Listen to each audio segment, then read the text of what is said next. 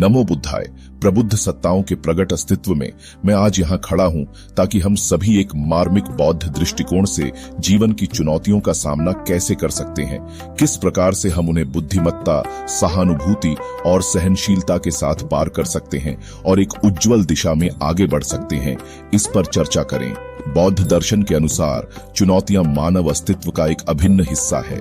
पहला आर्य सत्य यह स्वीकार करता है कि दुख का अस्तित्व है, लेकिन यह भी हमें याद दिलाता है कि दुख को पार किया जा सकता है। यह हमारे आंतरिक परिवर्तन के माध्यम से ही है कि हम दुख और कठिनाइयों के चक्र से मुक्ति पा सकते हैं। जीवन का सफर धर्म के पथ की तरह है, आत्म जागरण, समझ और बोध की ओर एक यात्रा। चुनौतियां हमारी प्रगति को रोकने के लिए नहीं है, ये वृद्धि, अनुभव और समर्पण के अवसर हैं। पॉइंट नंबर 1, अनित्यता का सिद्धांत। बौद्ध दर्शन हमें अनित्यता की गहराइयों से परिचित कराते हैं। जैसे कि कमल के फूल मिट्टी से निकलकर सुंदरता से खिलता है, वैसे ही जीवन के चुनौतियां अस्थायी हैं, वे भी गुजर जाएंगी। इस अनित्य स्वरूप की समझ से हम आध्यात्मिकता और समय की मांग में धैर्य व निष्ठा विकसित कर सकते हैं। पॉइंट नंबर 2, समता की खोज। बुद्ध की सिखाई हुई समता की दृष्टि से हमें जीवन की निरंतर बदलती हुई परिस्थितियों में भी आंतरिक संतुलन बनाए रखने का मार्ग दिखाया गया है।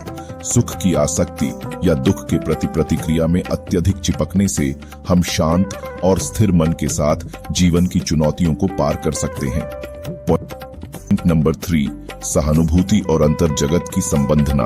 बौद्ध दर्शन हमें न केवल अपने लिए बल्कि सभी प्राणियों के प्रति सहानुभूति की खोज में क्रियान्वित करने की महत्वपूर्णता सिखाते हैं। जब चुनौतियों का सामना करना होता है तो उन्हें सहानुभूति और समझ के साथ करने से हम उन्हें समझने और उनकी शिक्षा करने का एक माहौल बना सकते हैं। याद रखें कि हम सभी आपसी संबंधित हैं और जीवन की चुनौतियां हमें सहानुभूति की साधना करने के अवसर प्रदान करती हैं। नंबर 4, क्रियाशील ध्यान। ध्यान का अभ्यास बौद्ध दर्शन के मुख्य हिस्से में है। क्षण में पूरी तरह हाजिर होकर हम चुनौतियों को वैसे ही देख सकते हैं जैसे वे होती हैं, बिना किसी भय या चिंता की सात्विकता के साथ। हमारे विचारों और प्रतिक्रियाओं की अवलोकन करके हम अंगीकारी प्रतिक्रियाओं के परिप्रेक्ष्य के स्थान पर समझदार प्रतिक्रियाओं का चयन कर सकते हैं। नंबर 5, आसक्ति और उदासीनता। आसक्ति के अवशेषण की भावना हमें अपने कर्मों के परिणामों से अलग करने की सीख देती है। हम जब किसी विशिष्ट परिणामों के लिए कम आसक्त होते हैं तो हम चुनौतियों का सामना एक स्पष्ट मन और खुले हृदय से कर सकते हैं। आसक्ति हमें इच्छा और निराशा की बंधनों से मुक्त कर देती है। पॉइंट नंबर 6, अपने आप की ओर मोड़ना चुनौतियों के सामने। बौद्ध दर्शन हमें अपने आप की ओर मोड़ने और आंतरिक मानसिकता की खोज में मोहित करता है।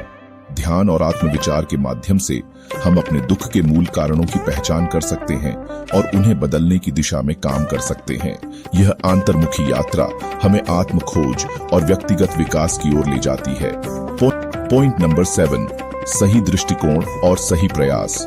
आर्य आठमज्ञिक मार्ग 8 उच्च सत्यों में से एक है जो सही दृष्टिकोण और सही प्रयास को महत्वपूर्ण तत्वों के रूप में प्रस्तुत करता है। चुनौतियों को विकास के अवसर के रूप में स्वीकार करना और फिर उन्हें पार करने के लिए मेहनतशील प्रयास करना हमें बुद्धिमत्ता और मुक्ति के मार्ग से मिलाता है।